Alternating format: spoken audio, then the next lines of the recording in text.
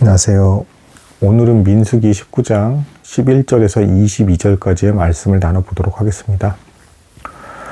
어제 본문, 그러니까 민수기 19장 1절에서 10절까지의 말씀은 시체를 만진 자는 하나님의 율법에 의하면 부정한 자가 되는데, 이 사람들을 정결케 하기 위해서 필요한 도구들, 그 도구를 어떻게 만들까에 대한 내용이 나온 본문이 이제 민수기 19장 1절에서 10절까지의 말씀입니다.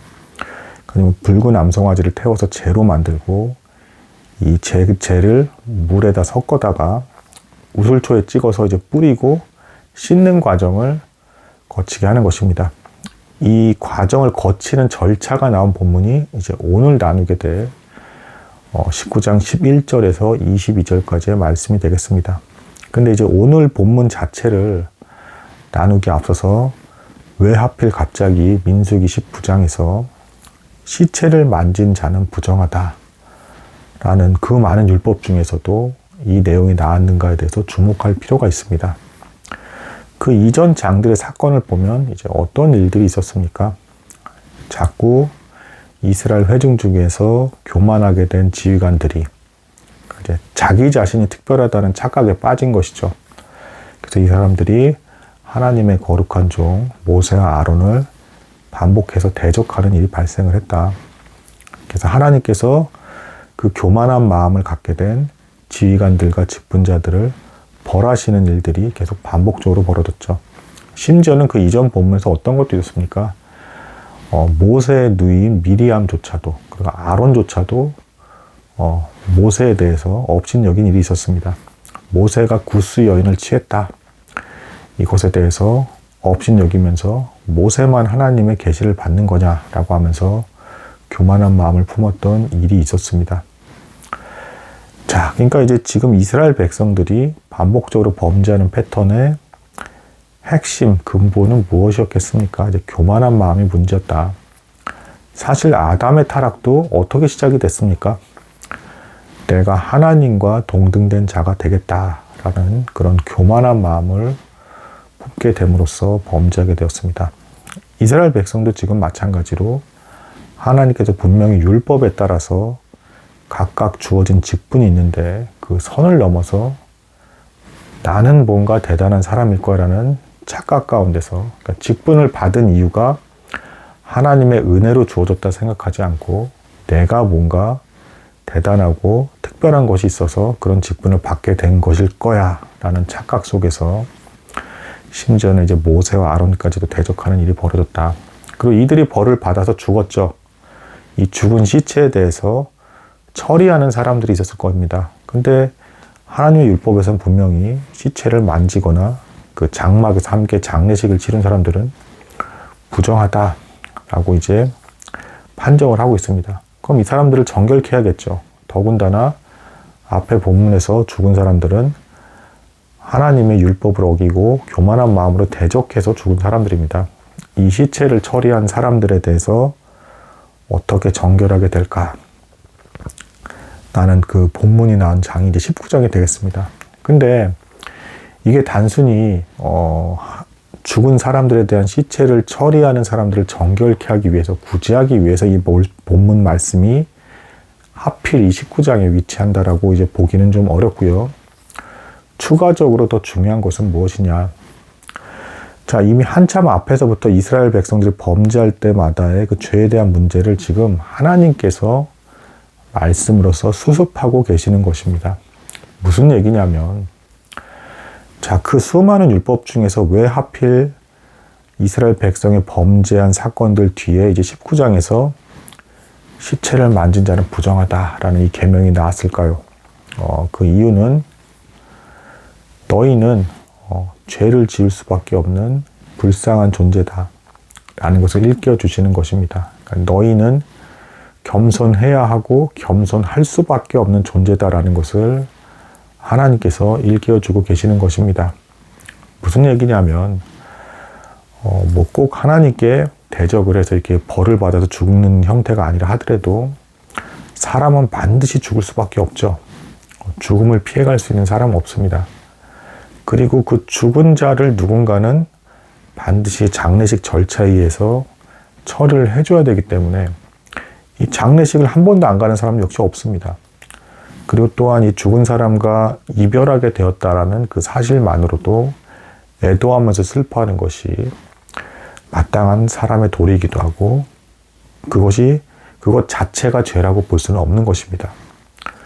그럼에도 불구하고 하나님께서 시체를 만지거나 장례식에 참여한 자가 부정한 자다라는 율법을 내려주신 이유는 너희는 이와 같이 나쁜 의도가 아닌 이런 장례식을 치르는 중에도 부정하게 되는 불쌍한 존재다.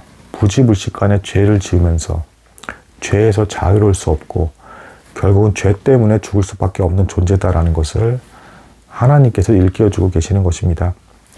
이를 통해서 19장에서 하나님께서는 백성들의 앞서의 그 반복적인 죄에 대해서 결론을 내려주고 계십니다.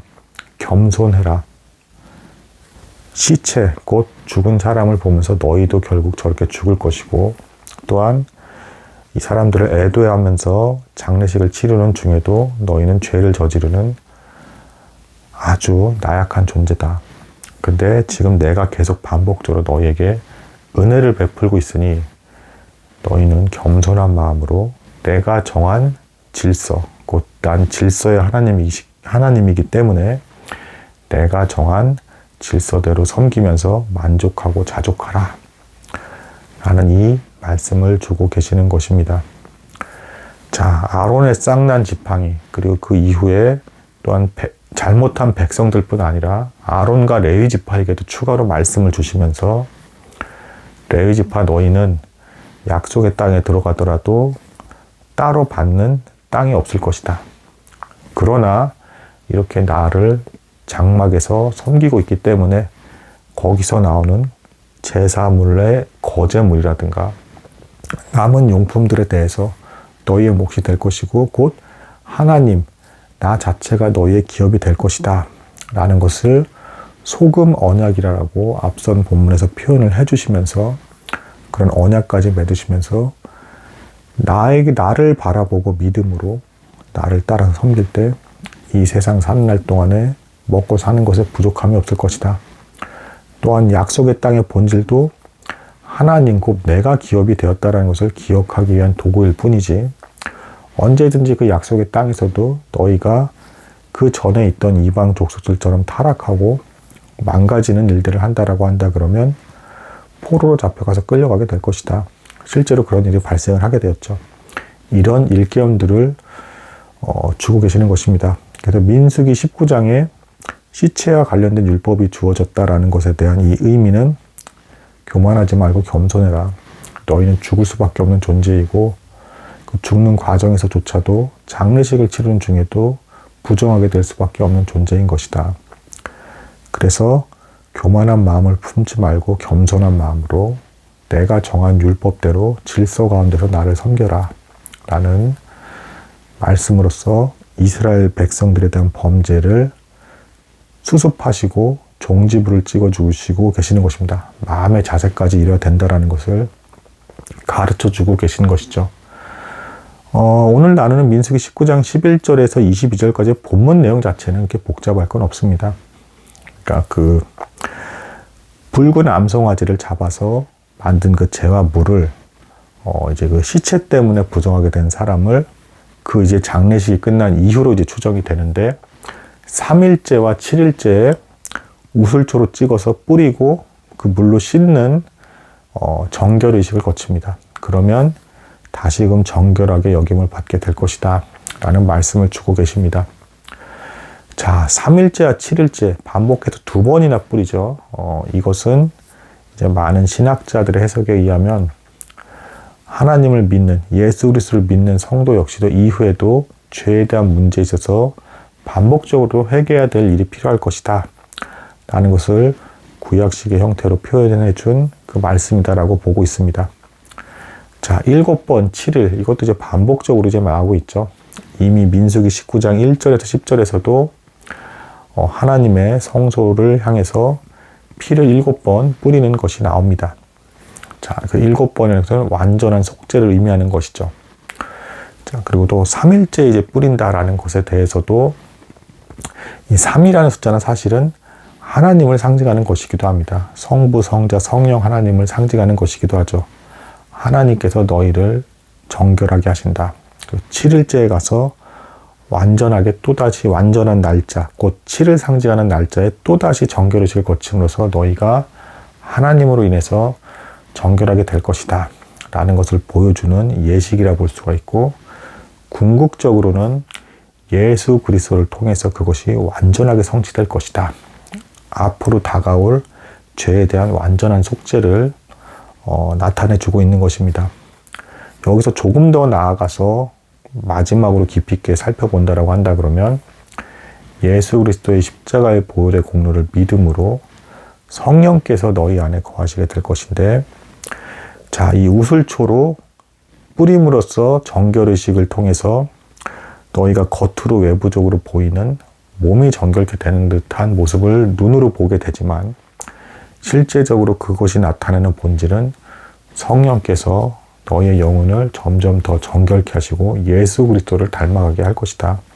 죄에서 멀어지고 죽는 날 그 순간까지 하나님께 가까워지게 만드는 그 과정을 걸어가게 할 것이다 라는 것을 보여주는 정결의식이 오늘 민수기 19장 11절에서 22절까지의 말씀이 되겠습니다. 사실은 그 모세 오경 전체에서 아브라함도 나그네 된 자였고, 이 백성들도 광야를 계속 걸어가고 있죠. 나그네 된 삶을 지금 반복적으로 보여주고 있는 것인데, 이 땅에서 우리 몸으로서 살아가고 있는 날 동안에는 실컨 조컨 부지불식간에 죄를 지을 수밖에 없고, 이 죄와의 싸우는 가운데서 성령의 힘을 얻어서 죄와 싸우면서 정결하고 거룩해지는 과정 속에서 끊임없이 예수 그리스도를 닮아가다가 마침내는 몸이 한 번은 죽고 나야 이 영혼이 잠시 분리가 된 다음에 부활 때 이 몸이 새로운 몸으로서 다시 이 몸까지도 새로워져서 재결합을 해야 너에 대한 죄에 대한 문제가 완전히 해결되게 될 것이다. 하나님으로 말미암아 이루어질 수밖에 없는 일이다라는 것을 보여주는 것입니다. 이 광야의 이스라엘 백성의 여정도 사실은 애굽 땅에 있었던 죄악된 풍습, 죄된 본성에서 멀어지고 하나님과 가까워지기 위한 그 여행의 여정이라고 이제 볼 수가 있겠습니다. 이러한 깨달음을 주는 본문이 오늘 나눈 민수기 19장 11절에서 22절까지의 말씀이 되겠습니다. 오늘 여기까지 나누도록 하겠습니다. 감사합니다.